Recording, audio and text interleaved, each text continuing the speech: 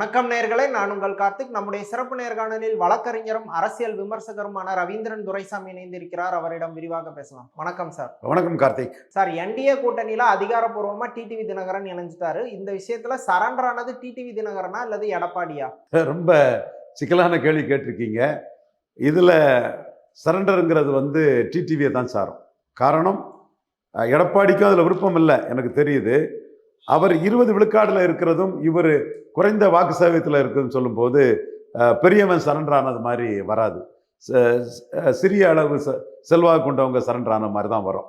நான் சகோதரர் டிடிவி இப்படி ஒரு முடிவு எடுக்கணும்னு நான் எதிர்பார்க்கல. அவர் நிந்தர்ப்பம் காரணமாக தான் அந்த முடிவு எடுத்தது மாதிரி எனக்கு தெரியுது. திமுகவிலேருந்து என்ன ஆஃபர் வந்ததுன்னு தெரியாது. அதே வேளையில் தாவேக்கா யூனிஃபார்ம் சிம்பலே தாவேக்காவுக்கு கிடையாது. 3 வருஷம் இன்கம் டேக்ஸ் ரிட்டர்ன் பண்ணி நிர்வாகிகள் தேர்ந்தெடுத்து வரவு செலவு கணக்கெல்லாம் தாக்கல் பண்ணினா தான் கண்டிப்பாக ஒரு யூனிஃபார்ம் சிம்பல் ஒரு ரெஜிஸ்டர்ட் பார்ட்டிக்கு கொடுக்க முடியுங்கிற ஒரு விதியை தேர்தல் ஆணையம் நிறைவேற்றியிருக்காங்க. அப்படி இருக்கும்போது இன்றைக்குள்ள சூழ்நிலையில் தாவேக்கா தேர்தலுக்கு எந்த ப்ரிப்பரேஷனும் இல்லை, கேண்டிடேட் தேர்வுக்கு எதுவும் முயற்சி பண்ணலை. இப்போ தினகரெல்லாம் சேர்ந்து அவருக்கு ஒரு 100 சீட்டு கூட தாவேக்கா கொடுத்துருவாங்க போல தெரியுது. கமல்ஹாசன் சரத்குமாருக்கு 40 சீட்டு கொடுத்த போல தினகரனுக்கு 100 சீட்டுன்னு அள்ளி விடுவாங்க போல தெரியுது. அந்த மாதிரி அவங்களுக்கு நேரில் பனையூரில் யாரும் வேட்பாளர் கேட்க ஆள் இல்லாதனால ஆன்லைன் மெம்பர்ஷிப்புங்கிற போடுறாங்க. அப்போ தாவேக்கா ஆப்ஷனுங்கிறது ஒரு நிஜத்தில் இல்லாத ஒரு கற்பனையான ஒரு ஆப்ஷன் தான். அதிமுக பொறுத்த அளவில் ரைட் ஆர் ராங், அவங்க 10,000 வேட்புமனுக்கள் 15,000 ரூபா கட்டி ஒரு 15 கோடி ரூபாய்க்கு கலெக்ஷன் ஆகிருக்கு. எடப்பாடிக்குன்னே நிறைய பேர் ஒற்றை தலைமைன்னு அவருக்கே ஆயிரக்கணக்கான பேர் வேட்புமனு தாக்கல் பண்ணியிருக்காங்கன்னா திமுகவுக்கு அடுத்தபடியாக போட்டியாக தூரத்தில் டிஸ்டன்ஸில் அதிமுக தான் இருக்குது.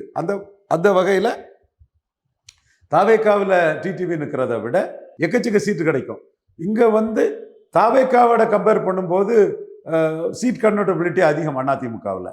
அதே வேளையில் திமுகவோட கம்பேர் பண்ணும்போது சீட் கன்வெர்ட்டபிலிட்டி ரொம்ப கம்மி. என்றாலும் இதில் இவர்கிட்ட கொஞ்சம் செல்வாக்கான தலைவர்கள் உண்டு. வேலு கார்த்திகேயன், தேர்போகி பாண்டியன், மாணிக்கராஜா, இந்த மாதிரி கொஞ்சம் முக்கியமான ஆட்கள் உண்டு. இவங்க ஒரு ஃபைட்டிங் கேண்டிடேட்டாக நிற்பாங்க. பட் என்னை பொறுத்த அளவில் முக்குலத்தோர் சமுதாயம் எடப்பாடியை துரோகின்னு சொல்லி ஒரு 8-10 ஆண்டுகளாக அவங்க முன்னிருந்து அரசியல் நடத்திட்டு இருக்கிறாங்க. அதில் 2021 ஓபிஎஸ் இரட்டை தலைமைன்னு சொல்லும்போது அவங்களுக்கு ஓரளவு இது 50% என்ன இருந்தாலும் ஒரு மறவர் இருக்கிறாரு, ஜெயலலிதாவால் பரதன்னு போற்றப்பட்டவர், விசுவாசமானவர். ஸோ இது 50% நம்மால் இருக்காரு, முதன்மை ஒருங்கிணைப்பாளர்னு அவங்களுக்கு ஒரு ஆசுவாசம் இருந்தது. அவரும் போன பிறகு 2024 மக்களவைத் தேர்தலில் முக்குலத்தோர் எல்லா பகுதிகளிலுமே மிகப்பெரிய அளவில் எடப்பாடிக்கு எதிராக தான் நின்னாங்க. அது நம்ம சேலத்தில் 10.5க்காக 38% எடுத்து, விழுப்புரத்தில் 36, கள்ளக்குறிச்சி நாமக்கல்லாம் 40, சிதம்பரத்தில் 36ன்னு ஸ்டாலினை விட இந்த பகுதியில் ஐயா எடப்பாடி பெரிய தலைவராக நம்ம தரவுகளோட நியாயத்தை பேசணும். இருக்கக்கூடிய சூழ்நிலையில் தென் மாவட்டங்களில் திருநெல்வேலியில் 8 விழுக்காடு, ராமநாதபுரத்தில் 9 விழுக்காடு, தேனியில் 13 விழுக்காடுன்னு அதிமுக டெபாசிட் இழந்ததும் அந்த 8, 9, 13 முக்குலத்தோர் சுத்தமாக இல்லைங்கிற ஒரு சூழ்நிலையும் நாம் பார்க்குறோம். இதில் அந்த முக்குலத்தோர் வாக்குகளை எந்த அளவுக்கு தினகரன் என்டிஏக்கு டிரான்ஸ்ஃபர் பண்ண முடியும்னு சொன்னால் அது பெரிய கேள்விக்குறியாக தான் இருக்குது. அந்த புள்ளிக்குள்ள பாஜக தரப்பிலிருந்து 3 பேரையுமே நீங்கள் சேர்க்கலைன்னா அது எப்படி வாக்கு வரும்? ஒருத்தரையாவது சேர்க்கணுங்கிற ஒரு இதை எடப்பாடிக்கு ஒரு நிர்பந்தமாக சொல்லும்போது அவர் மாற்று கட்சியாட்டு இருக்கக்கூடிய தினகரனால பாதிப்பும் ஆபத்தும் எதிர்காலத்தில் தோத்து போன பிறகு தலைவர் போஸ்ட்லேருந்து தூக்கி போட்டுருவோங்கிற அந்த ஆபத்து பெருசாக இருக்காதுங்கிற அடிப்படையில் அவர் தினகரனை அவர் அக்செப்ட் பண்ணிக்கிட்டாரு. அது ரிலக்டண்டாக தான் அக்செப்ட் பண்ணியிருக்கிறாரு. ஸோ இந்த சூழ்நிலையில் யாருக்கு இது பின்னடைவுன்னு சொன்னால் இமேஜ் லாஸ் டிடிவி தினகரனுக்கு தாங்கிறது என்னோட கருத்து. அதுதான் என்னோட அடுத்த கேள்வி. இது டிடிவி தினகரனுக்கு எதிர்கால அடிப்படையில் இது பாசிட்டிவான முடிவாக இருக்குமா இல்லை நெகட்டிவ் ஆகுதுக்கு? ஒரு வேளையில் அரசியலில் லாஸ்ட் பேஜ் யாருக்கும் கிடையாது. டிடிவி தினகரனுக்கு there is no last page in political calendar. அந்த இடத்துக்குள்ள ஒரு தோல்வி அடைஞ்ச பிறகு டிடிவிக்கு அவர் பெரிய உலகத்துலலாம் அவர் ஒரு நல்ல தோக்கும் போதே நல்ல வாக்கெடுத்தார். அவருக்குன்னு ஒரு இது இருக்குது. நாம் பலமுறை அந்த உண்மைகளை சொல்லியிருக்கிறோம். இன்னைக்கு அவர் நம்ம விருப்பத்துக்கு மாறான ஒரு முடிவு எடுத்துங்கிறனால கோபத்தில் அவரை திட்டுனா அது நியாயமா இருக்காது. அவருக்குள்ள மெரிட்டையும் நம்ம பதிவு பண்ணுறதுதான் ஒரு தரமான தகுதியான ஒரு அரசியல் விமர்சன பார்வையாக இருக்க முடியும். அந்த வகையில் நாளைக்கு இந்த அமைப்புக்குள்ள தினகரன் லீடர்ஷிப் தான் இருக்குங்கிற மாதிரி அதிமுகவுக்குள்ள இருந்து முக்குலத்தோர் நிர்வாகிகளோ யாரோ எதிர்காலத்தில் வரக்கூடிய ஒரு சூழ்நிலை வந்துன்னா தினகரனுக்கு அது பிளஸிங் இன் டிஸ்கைஸ்ன்னு எதிர்காலத்தில் ஒரு லாபகரமாக கூட அது வரலாம். அப்படி ஒரு சூழ்நிலை எதிர்காலத்தில் வரக்கூடாதுங்கிறதுல 1க்கு 10 அலர்ட்டாக இருக்கக்கூடிய ஒரு எடப்பாடி பழனிசாமி. இப்போ கூட அவர் தினகரனை ஏற்றுக்கிட்டாருன்னா வேலுமணி, தங்கமணி, KP முனுசாமி போன்ற மற்ற அதிமுகவில் உள்ள 2ஆம் கட்ட தலைவர்கள் முக்குலத்தோர் வாக்கு முழுமையாக நமக்கு வரலைன்னா ரொம்ப பாதிப்பு தான் வரும். ஆட்சி அதிகாரத்துக்கு வர முடியுங்கிற இதை நம்ம நினச்சி பார்க்க முடியாது. ஓரளவாவது ஹோப் கொடுக்க முடியும்னா தினகரனையாவது ஏற்றுக்க தான் தீரணும்னு வேலுமணி, தங்கமணி, KP முனுசாமி போன்ற 2ஆம் கட்ட தலைவர்கள் வற்புறுத்தல தான் அவர் தனக்கு ஒரு கட்சிக்குள்ள திரட்டு இல்லாத இவரை டிடிவி தினகரனை எடப்பாடி பழனிசாமி ஏற்றுக்கிறாருன்னு நான் பார்க்குறேன். எடப்பாடி பழனிசாமி எந்த பாயிண்ட்ல கன்வின்ஸ் ஆனாரு டிடிவி தினகரன் உள்ள வர்றது? ஒரே பாயிண்ட், இவரால் நமக்கு ஆபத்து இல்லை, ஓபிஎஸ்ஸால ஆபத்து. ஓபிஎஸ் உள்ள வந்தால் தோத்து போனால் அவர் முக்குலத்தோர் கம்யூனிட்டி வைப்ரண்டா பொலிட்டிக்ஸ் பண்ணுவாங்க, அவரை அடுத்தால பொதுச்செயலாளர் ஆக்கிடுவாங்க. நமக்கு பிடிக்காத ஆட்களும் அவரை பொதுச்செயலாளர் ஆக்கிடுவாங்க. டிடிவியால் அந்த பிரச்சனை இல்லை. நமக்கு வேற கட்சி, அவர் வேற கட்சி. அதனால 3 பேரில் ஒருத்தரையாவது ஒத்துக்கிட சொல்லி அமித்ஷா சொல்றாரு. அந்த வகையில் டிடிவி ஒத்துக்கிறாரு. அவர் சுருடான பொலிட்டிஷியன், அதில் எந்த மாற்றமும் கிடையாது. தன்னுடைய பிடிய விடாம அரசியல் பண்ணுவார்னு இன்னைக்கு நான் சொல்லலை. எதிர் எடப்பாடியார் எலெக்ஷன் சொல்லும்போது கவுண்டர் பண்ணான்னு சொல்லும்போது அன்னைக்கே சொன்னேன், என்னைக்கும் அந்த கருத்துல எனக்கு மாற்றம் இல்லை. அவர் அந்த இடத்துக்குள்ள தான் அதிமுக பொதுச்செயலாளர் என்பது அதுல யாரும் தன்னை கவுத்துற விடக்கூடாதுல ரொம்ப தெளிவா உறுதியா இருப்பாரு. அதுதானே சொன்னேன், ஒரு அரசியல்வாதி கையில அதிமுக கிடைச்சிட்டுன்னு 8-9 வருஷத்துக்கு முன்னாடியே நான் சொல்லியிருக்கிறேன். இன்னைக்கும் அது ஸ்டாண்ட் ஆகுது. இப்போ எடப்பாடி பழனிசாமிக்கு ஆட்சி திரும்ப கிடைக்கிறதுக்கான ஒரு பெரிய வாய்ப்பு இருக்கு, ஒரு தன்னோட தலைமையை நிரூபிக்கிறதுக்கும் வாய்ப்பு இருக்கு. அவர் இறங்கி வந்தது ஓகே. டிடிவி தினகரனுக்கு இதுல என்ன அதிகபட்சம் 2-3 எம்எல்ஏ அவளால் என்ஷூர் பண்ண முடியும். அப்புறம் எப்படி அவர் இவ்வளவு நாள் எதிர்த்த ஒரு எடப்பாடி கிட்ட சரண்டராக அவர் தயாரானார்?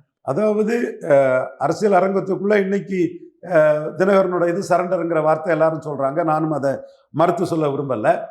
ஏன்னா 20 விழுக்காடு உள்ள பெரியவர்கிட்ட சின்னவர் சேரும்போது சின்ன கட்சி சரண்டருங்கிற வார்த்தைகள் தான் வரும். ஒரு காலத்தில் இவர் அதிமுக அலுவலகத்தில் இருந்துக்கிட்டு கை சுண்டி சீஃப் மினிஸ்டர் வர சொல்லி கமாண்ட் பண்ணவர் தான். காலம் மாறுது அரசியல் இது. அந்த மாதிரி மீண்டும் காலச்சக்கரம் மாறும். கீழே இருக்கும் மேலே வருவான், மேலே இருக்கும் கீழே வருவான். நம்மளும் இந்த கட்சிக்குள்ளே இன்னொரு தோல்வி எடப்பாடி சந்திச்சா நாம அதிமுக கைப்பற்றதுக்கு ஒரு வாய்ப்பு வருங்கிற ஒரு சூழ்நிலை கூட டிடிவி தினகரனுக்கு அமையலாங்கிற எதிர்பார்ப்பு அவருக்கு இருக்கும். இப்போ நான் ஆர்கே நகரில் வெற்றி பெற்றதுமே அவர்கிட்ட நான் சொன்னேன், நான் பொதுவாக சொன்னேன், அவர்கிட்ட எனக்கு தொடர்பு அப்போ இல்லை. ரெட்டையிலையும் உதயசூரியன் நீங்கள் வீழ்த்திட்டீங்க, இது உங்களுக்கு எதுக்கு ரெட்டையத்துலையும் உதயசூரியன், நான் தான் மாற்றுன்னு சொல்லுங்கிற கருத்தை நாம் சொன்னோம். அதுவே அவரோட வெற்றியை அவரே நல்லிஃபை பண்ணுறதுக்கு சமம்னு சொன்னோம். அவர் ரெட்டை அதிமுக என் கையில் வரும்னு சொன்னார். இது 30 நாளில் ஆட்சி மாறும்னு சொன்னார். 3 மாசத்துல ஆட்சி மாறுனாரு. 3 மாசத்துக்கு அப்புறம் இப்படி தான் சொல்லிட்டு இருப்பாரு. எதிர் எடப்பாடி எலெக்ஷன் தான் நல்ல வரன்னு நாம சொன்னோம். அப்போ அவருக்கு உள்ள கனவு என்பது, அவங்க 87 இருந்தே அவங்களுக்கு உள்ள கனவு என்பது, அப்போ ரொம்ப சின்ன வயசாக தான் இருந்திருக்கும் அவருக்கு. அவரை சார்ந்த கனவுங்கிறது அதிமுகவை கைப்பற்றணும், ஜெயலலிதாவுக்கு போறவங்கிறதான் அவங்க கனவு. அது சொந்தமாக நடராஜன் நிகழ்வுகள், சசிகலா நிகழ்வுகள் நம்ம பார்த்தோம். ஸோ அந்த கனவுலேயே அவங்க ஓடிட்டு இருந்ததுனால ஆர்கே நகரில் ரெட்டையிலையும் உதயசூரியனையும் மீறி பெரிய ஹீரோவானும் அதிமுக கைப்பற்றுங்கிற எண்ணத்துல தான் இருந்தார். இப்போ கூட அவர் கனவுப்படி நாளைக்கு எடப்பாடி தோத்தா ஒரு வாய்ப்பு வராதாங்கிற எதிர்பார்ப்பு. ஒவ்வொரு அரசியல்வாதியும் அவங்கவுங்க கனவுல தான் அவங்க போக முடியும். அவர் பெரிய இடத்துல இருந்தவர், சீஃப் மினிஸ்டரை கமாண்ட் பண்ணக்கூடிய இடத்துல இருந்தவர். எனவே அவர் அந்த கனவை காணதுக்கான வாய்ப்புகள் கிடைக்குங்கிறது மட்டும்தான் இதுல அவருக்கு மிச்சம். இதுல அது மட்டும்தான் அவருக்கு மிச்சம்.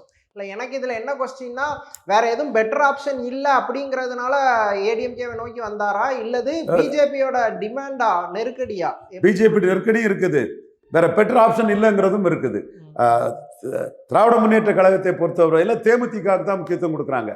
இப்போ தேமுதிகவுக்கு முக்கியத்துவம் கொடுக்கக்கூடாதுன்னு கூட பலரும் ஸ்டாலின் அவர்கள்ட்ட போய் 2021 உங்களுக்கு அரை விழுக்காடு வாக்குகள் தானேன்னு சொல்லியும் கூட ஸ்டாலின் அவர்கள் தேமுதிகவுக்கு அதிக முக்கியத்துவம் கொடுத்து இந்த நகர்வை செய்கிறாருன்னு சொன்னால், கேப்டன் விஜயகாந்திற்குள்ள சிம்பதியும் விஜய பிரபாகரனுக்கு கீழ்மட்ட மக்கள் மத்தியில், குறிப்பாக தெலுங்கு தாய்மொழி மக்கள், போயர் ஒட்டர் போன்ற மக்களும் மற்ற தமிழ் சமூகங்களில் விளிம்பு நிலை மக்கள் மத்தியில் இருக்கக்கூடிய ஒரு செல்வாக்கும் கேப்டன் விஜயகாந்த் இருக்கக்கூடிய சிம்பதியும் வட தமிழகத்தில் உள்ள அரசியல் சமூக அரசியல் சூழ்நிலையும் தேமுதிக ஒரு பெரிய ஒரு அசட்டுங்கிற ஒரு சூழ்நிலையும் வந்து அவங்க தேமுதிகவுக்கு தான் அதிக முக்கியத்துவம் கொடுக்குறாங்க. தேமுதிகவுக்கு முடிவை எதிர்பார்க்கக்கூடிய திமுக அதற்கு பிறகுதான் டிடிவி ஓபிஎஸ்ன்னு அவங்க தங்களுடைய வியூகத்தை வகுத்து வச்சிருந்தாங்க. காரணம், தேமுதிக மிகப்பெரிய அளவில் அதிமுக அணிக்கு ஓட்டை கான்ட்ரிபியூட் பண்ணியிருக்காங்கிறதான் திமுகவோட பார்வை.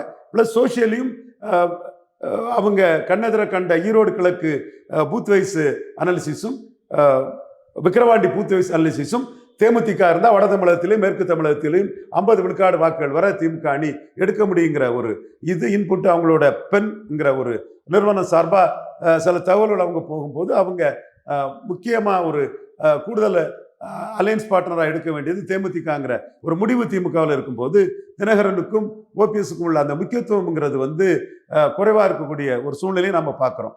அடுத்தபடியாக தாவேகா வந்து யூனிஃபார்ம் சிம்பல்ல நிற்க முடியுமாங்கிறதே கேள்விக்குறி. தாவேகா தாக்கு பிடிப்பாங்கிறதே கேள்விக்குறி. தாவேகாவுக்கு வந்து 2017 ஜெயலலிதா மறைவுக்கு பிறகு நடந்த ஒரு ட்ரீட்மெண்ட், சசிகலா அம்மையார் கொடுத்த ஒரு ட்ரீட்மெண்ட் நான் சொல்றேங்கும் போது டிடிவியே நம்புவார். ரவீந்திர சாமி சொன்னாருன்னா மோடி உதய மாட்டு மற்றவங்க சொல்றதை விட, என் குருமூர்த்தி சொல்றதை விட ரவீந்திர சாமி சொல்றதுல சில விஷயங்கள் நுணுக்கமா பிஎம்ஓல இருக்குங்கிறத டிடிவி தினகரன் போன்றவர்களே நம்புவாங்க.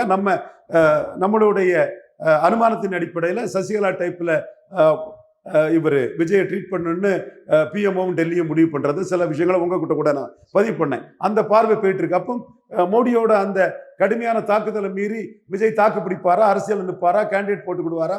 தேர்தல் ஆணையம் வந்து 3 ஆண்டுகள் இன்கம் டாக்ஸ் ரிட்டர்ன் ஃபைல் பண்ண கட்சிக்கு தான் யூனிஃபார்ம் சிம்பல் ரெஜிஸ்டர்ட் பார்ட்டிங்கிற ஒரு விதியை இப்போ கொண்டு வந்திருக்காங்க. அப்போ அவருக்கு ஒரு யூனிஃபார்ம் சிம்பலே கிடைக்குமா? ஒவ்வொரு தொகுதிக்கும் ஒவ்வொரு சிம்பல் அவர் கிடைக்குமாங்கிறதெல்லாம் பெரிய கேள்விக்குறி இருக்குது. அவரும் ஜனநாயகம் படம் வந்து தள்ளி போகிறதுலையும் 10 நாள் பெரிய வசூல் பார்த்து 500 கோடி ரூபாய் வசூல் பார்த்துடலான்னு அவர், அதுக்கும் பராசக்தி போட்டியும் ஒரு இடர்பாடு. இருந்தாலும் போட்டி வந்தாலும் கூட 10 நாள் ஹாலிடேல ஒரு 500 இல்லை 400 கோடியாவது பார்த்துடலாங்கிற ஒரு நம்பிக்கையோடு இருந்தவர் இன்னைக்கு அது ஒரு பெண்டிங் படமாட்டு, அது என்னைக்கு வரக்கூடிய படங்கிற அளவில் ஒரு பெரிய ஒரு 250-300 கோடி ரூபாய் முதலீடு வந்து அவருக்கு பெரிய சிக்கலாகும் போது அதுலேயும் குழம்பி போயிருக்கிறாரு.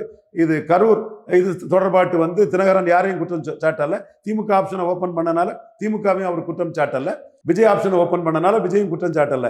இன்னைக்கு அந்த கரூர் இன்சிடென்ட்ல சீமான் கருத்து சரிங்கிற அளவுக்கு பிஎம்ஓ மோடியோட பிஎம்ஓ கருதுனால சிபிஐ நடவடிக்கைகள் வந்து விஜய் சஸ்பெக்ட் சந்தேகத்துக்குரியவர் அக்யூஸ்டுங்கிற லெவலில் விஜய் அதுக்குள்ளே போவாராங்கிற ஒரு சூழலும் இன்னைக்கு உருவாகி இருக்குது. விஜய் தொடர்பாட்டு வந்து ஐபி, என்ஐஏ, ரா போன்ற பல ஏஜென்சிஸ் வந்து வெளிநாட்டு பின்னணி இருக்குதா, மோடி கவர்மெண்ட்டை டீஸ்டெபிலைஸ் பண்ணுறதுக்கு ராகுல் காந்திக்கு ஆதரவாட்டு சோனியா, ஜோசப் விஜய், ஜான் ஆரோக்கியசாமி போன்ற பின்னணிக்குள்ளே ஏதோ வெளிநாட்டு இது இருக்காங்கன்னு ஒரு விசாரணை வளையமே போய்கிட்டு இருக்கக்கூடிய சூழ்நிலையில் இந்த இடத்துக்குள்ளே போய் நின்று நாம மாட்டிக்கிடக்கூடாது. இது ஒரு இது ஒரு டாக்டிக்கலான டிசிஷன் தான். ஏடிஎம்கே வரணுங்கிற ஒரு டாக்டிக்கலான டிசிஷனாக தான் உண்மையிலே 35 விழுக்காடு பலம் அரித்மெட்டிக்கலி உள்ள ஒரு அணிக்குள்ள இன்னைக்கு 33 விழுக்காடு அரித்மெட்டிக்குள்ள ஒரு அணிக்குள்ள தாவேகா இருக்கிறது. ஒரு ப்ரூவ்டு ஓட் ஸ்ட்ரெங்க்ல ஒரு அணியில இருக்கிறது. டிவிகேல இருக்கிறத விட பெட்டர் தான் தினகரனுக்கு நான் ஆணித்தரமா அடிச்சு சொல்லுவேன். ஆனா ஒரு 8 இயர்ஸா வந்து எடப்பாடியை தான் ப்ராமினென்ட் எதிரியா முன்னிறுத்தியாச்சு. முக்குளத்தோர் மக்கள் மத்தியிலையும் அந்த விஷயத்த திணிச்சாச்சு. இப்போ வந்து பண்ணும்போது அவங்க கன்வின்ஸ் ஆயிடுவாங்களா முக்குளத்தோர் மக்கள்? ஏற்கனவே கன்வின்ஸ் ஆகல. 2019 5.5 விழுக்காடு எடுத்த தினகரன் 2021 2.5 தான் எடுத்தாருன்னா ஒரு பொருந்தா கூட்டணிங்கிற லெவல் உருவாக்க ஆரம்பிச்சுன்னா சசிகலாவை சிறைச்சாலையில் கொல்ல சதின்னு சீமான் சொன்னது அந்த மக்களே வந்து சின்னமாவுக்காக போல்டா சீமான் தான் பேசுறாருங்கிற ஒரு நிலைப்பாட்டை எடுத்து ஓரளவு ஓட்டு தினகரனை மக்களவையில் ஆதரிச்சவங்க கூட நம்ம பூத் வைஸ் அனலைஸ் பண்ணி பார்க்கும்போது தினகரனை கைவிட்டுக்கிட்டு சீமானை ஆதரிச்சதாட்டு ரெட்டிகள்ங்கிற ஒரு பெரிய சர்வே நிறுவனம் இன்னைக்கு நம்பர் 1 ஆட்டு கிரெடிபிலிட்டியோடு சார்ல்ஸ் ஒரு தம்பி நடத்தக்கூடிய ரெட்டிகள் சர்வே நிறுவனம் ஒவ்வொரு ஊரா போய் எடுக்கிறாங்க. இந்த இவங்களுக்கு இணையாட்டு மற்ற சர்வே நிறுவனங்கள்லாம் இல்லை. அவங்க பொத்தாம் பொதுவா முட்டைச்சாத்தம் குட்டையில விழுந்தாங்கிற மாதிரி தான் எடுத்துட்டு இருக்கிறாங்க. துக்ளக் இந்தியாவுக்கு அது சர்வே நிறுவனம் வைக்கல, அவருக்கு கிரெடிபிலிட்டி இருக்குது. ஸோ இந்த மைக்ரோவா பூத் வைஸ் அனலைஸ் பண்ணக்கூடிய இந்த நிறுவனம் சொல்லக்கூடிய தகவல் வந்து தினகரனுக்கு ஆதரவா இருந்த முக்குளத்தூர் இளைஞர் வாக்குகள் சசிகலாவுக்கு ஆதரவா சீமான் பேசுனால சீமானுக்கே அது போச்சுங்கிற கருத்தையும் சொல்றாங்க. இப்பவும் சீமான் வந்து எடப்பாடிக்கு எதிராக முக்குளத்தோரை திருப்பக்கூடிய அரசியலை வந்து தெளிவாக செய்துட்டு இருக்கிறாரு. எனவே ஸ்டாலினை ஏற்றுக்கொள்ளக்கூடிய முக்குளத்தோர் இருப்பாங்க. முடியாதவங்க மத்தியில் எடப்பாடி ஒரு ஆப்ஷனை கொண்டு நீங்க திணிக்கும் போது அவங்க சீமானுக்கு போறதுக்கான சூழ்நிலையும் 21 மாதிரி 26லயும் இருக்குதுங்கிறத நான் தரவின் அடிப்படையில் பதிவு பண்றேன். இப்ப நீங்க சொல்றீங்க சசிகலாவுக்கு சப்போர்ட்டா பேசுனதுனாலயே சீமானுக்கு ஓட்டு வருதுங்கிறீங்க. அப்ப சசிகலாவை வந்து உள்ள கொண்டு வரதுக்கு தானே ஏடிஎம்கே ட்ரை பண்ணியிருக்கணும். ஒரு ராஜமாதா மாதிரி ஒரு பொசிஷன் கொடுத்துட்டு அவரை கூட்டணிக்கு வைக்கும்போது அது இன்னும் ஆட் ஆன் பிளஸ்ஸா தானே இருந்திருக்கும். அரசியல் காலத்துக்குள்ள எடப்பாடியை விட பெரிய பொசிஷன்ல இருந்தவங்க சசிகலாவும் ஓபிஎஸும். நாளைக்கு தோத்து போனா அவங்க எடப்பாடி தள்ளிட்டு அந்த இடத்த பிடிச்சிருவாங்க. இப்ப சசிகலா அம்மையாரும் நான் சசிகலா அம்மையாருக்கு எதிராக அந்த அம்மையாருக்கு இல்லை, ஐயா நடராஜனுக்கு எதிரான ஒரு நல்ல செயல்பட்டவன் தான். பட் அவங்க மெரிட்டையும் அவங்களோட ஸ்டேச்சரையும் நம்ம குறைச்சி மதிப்பிட முடியாது. இப்போ ஒரு கூட்டத்துக்குள்ள அதிமுகவில் சசிகலா அம்மையார் சேர்ந்துட்டாங்க. சசிகலா அம்மையாரும் இருக்காங்க, இபிஎஸ் இருக்காங்கன்னா யாருக்கு மரியாதை இருக்கும்? பழைய நினைப்பில் சசிகலா அம்மையாருக்கு மரியாதை கூடும். அந்த பழைய நிகழ்வுகள் தான் அதுக்குள்ள வரும். அது எடப்பாடிக்கு வந்து அதை ஏற்றுக்கொள்ள தயாரில்லை. அதோட பெரிய ஆபத்து, தோல்வி அடைஞ்சா மீண்டும் சசிகலா தான் கட்சியை வழி நடத்தணும், அவங்க தான் ஜெயலலிதாவை வழி நடத்தினாங்க அப்படின்னு அவங்களுக்கு ஆதரவான குரல் கட்சிக்குள்ள பெரிய அளவில் பெருகும். ஸோ த்ரெட்டா பார்க்குறாரு, சசிகலாவையும் ஓபிஎஸ்ஸையும் த்ரெட்டா பார்க்குறாரு இபிஎஸ். அதே வேளையில் தினகரனே அப்படி பார்த்தாலும் இன்னொரு கட்சிங்கிறனால பெருசா த்ரெட்டா வந்துவிட மாட்டாருங்கிற ஒரு கோப்பா இருக்காரு. டிடிவி தினகரன் அவ்வளவு பெரிய த்ரெட் இல்லைன்னு பாக்குறாரு, தனி கட்சியா போயிட்டாரு இல்லையா? போயிட்டாரு. இப்ப டிடிவி எத்தனை சீட் டிமாண்ட் பண்ணுவாரு? அவரோட டிமாண்ட் என்னவா இருக்கும்? எந்த பாயிண்ட்ல கன்வின்ஸ் ஆயிருப்பாரு? இதுலதான் மீண்டும் சிக்கல் வரும். அதனாலதான் யார் சீஃப் மினிஸ்டர்ங்கிறதுல அதை முடிச்சுக்கிட்டு சொல்லலான்னு டிடிவி நினைக்கிறாரு. ஏன்னா அவர் வந்து ரெட்டையிலேயே தூக்கி சாப்பிட்டவர், ஆர்கே நகர்ல ஹீரோவா நின்னார். நம்ம அவரோட முடிவு நமக்கு ஏற்புடையதில்லை, டக்குன்னு 10 நாளைக்கு முன்னே தெரிஞ்ச முடிவு தான் என்றாலும் அவருக்கு மெரிட்டை நம்ம குறைச்சி மதிப்பிட்டா சரியாகாது. அவரு அந்த அடிப்படையில் அவருக்கு பலமான கேண்டிடேட்ஸ் அவருக்கு இருக்காங்க. அந்த கேண்டிடேட்ஸ் எல்லாம் அவர் கைவிட முடியாது. சொன்ன இல்லையா, வேலு கார்த்திகேயன், தேர்போவி பாண்டியன், மாணிக்கராஜா, நம்ம கோயில்பட்டிக்காரர், கோயில்பட்டி அங்க கடம்பூர் ராஜு வேற இருப்பாரு. ஸோ இல்லை, இவரு மாணிக்கராஜாவுக்காக ஃபைட் பண்ணுவார். ஃபைட் பண்றது தினகரன் ஃபைட் பண்ணி தானே ஆகணும். தென் மாவட்டத்தில் அவர் நம்பிக்கைக்குரிய ஒருத்தராக இருக்கார். அது மாதிரி வேலுக்காரருக்கு டிக்கெட் வாங்கி கொடுத்தாகணும். இந்த மாதிரிப்பட்ட இதில் வந்து அதிக சீட்டு தனக்கு வேண்டியவங்களுக்கான தனக்கு கட்சியில் உள்ள பலமானவங்களுக்கு சீட்டுங்களை அவர் ஃபைட் பண்ண தான் செய்வார். பாஜக மூலமாக தான் ஃபைட் பண்ணுவார். பட் எடப்பாடி இந்த விஷயத்தில் பெரிய சிம்மலை, பெரிய கில்லாடி, யாருக்கிட்டையும் அவர் விழுந்ததில்லை. சொல்லப்போனால் பாமக தேசிய ஜனநாயக கூட்டணியில் போனதுனால தேமுதிக பிரேமலதா அம்மையார் பார்கெனிங்கில் தான் 21 வேண்டான்னு ஒதுக்கி விட்ட தேமுதிக பிரேமலதா அம்மையாருக்கு 5 சீட்டு 24 கொடுக்க வேண்டிய சூழ்நிலை வந்தது. வேற எந்த பார்கெனிலுமே எடப்பாடி பழனிசாமி இதுவரை தோத்ததில்லை. ஜெயலலிதாவோட பார்கெனிங் இதில் எடப்பாடி பழனிசாமி கில்லாடி, விடாக்கண்டம் கொடாக்கண்டம் மாதிரி டாக்டர் ராமதாஸுக்கிட்டே பார்கெயின் பண்ணி 23 சீட்டுக்குள்ள பாமகவை தள்ளிட்டாரு. இப்போவே 18 சீட்டுக்குள்ள பாமகவை 18+1 தள்ளியிருக்காருன்னு சொல்றாங்க. நான் கூட அன்புமணி கொஞ்சம் வில் போரோட ஃபைட் பண்ணா, எடப்பாடியை மையமா வச்சு எடப்பாடி சட்டமன்றத்தை ஃபைட் பண்ணா இதோட கூட வாங்க முடியும்னு சொன்னேன். எனிவே அவருக்குள்ள நிர்பந்தம், ராமதாஸ் நிர்பந்தம். ஸோ ராமதாஸ் இதுல தான் அன்புமணி அரசியல் பண்ணும்போது 18 வாங்கிட்டு போயிருக்காரு. தினகரன் இன்னைக்குள்ள சூழ்நிலையில வேற ஆப்ஷன் இல்லை. வேற ஆப்ஷன் இல்லாத சூழ்நிலையில என்ன சீட் வாங்க போறாருங்கிறது பெரிய கேள்விக்குறி தான். அவருக்கும் அவருடைய விசுவாசமான தளபதிகள், அவரே சொல்றாரு இல்லையா, எல்லா சூழ்நிலையும் எதிர்பார்க்காம அவர்களோட நின்னவங்களோட இதை அகாமடேட் பண்ண வேண்டிய சூழ்நிலை அவருக்கு இருக்கு. தொண்டர்களை பத்தி திங்க் பண்ணல, கூட இருந்த நிர்வாகிகளை தான் திங்க் பண்ணியிருக்காரு. அப்படித்தானே பண்ண முடியும். நம்மளே வந்து ஒரு கூட்டணிக்கு போகக்கூடிய கட்சின்னு ஆகும் போது நம்ம கட்சிக்கு பலமா இருக்கிறது 2ஆம் கட்ட தலைவர்னு சொல்லும் போது அவங்களை அகாமடேட் பண்ணக்குள்ள வேலையை பார்த்தா தானே நாளைக்கு எடப்பாடி தோத்தாலும் இவங்க மூலமா தானே எடப்பாடிக்கு எதிரான அரசியலையும் காய் நகர்த்தல்களையும் டிடிவி தினகரன் பண்ண முடியும். இது எடப்பாடிக்கும் புரியும். அதனாலதான் பரஸ்பர நம்பிக்கையின்மை எடப்பாடிக்கும் டிடிவிக்கும் இருக்கு. ஓகே சார், தமிழ்நாடு அரசியல் குறித்து பல விஷயங்களை விரிவாக பேசுனீங்க. ரொம்ப நன்றி. நன்றி கார்த்திக்.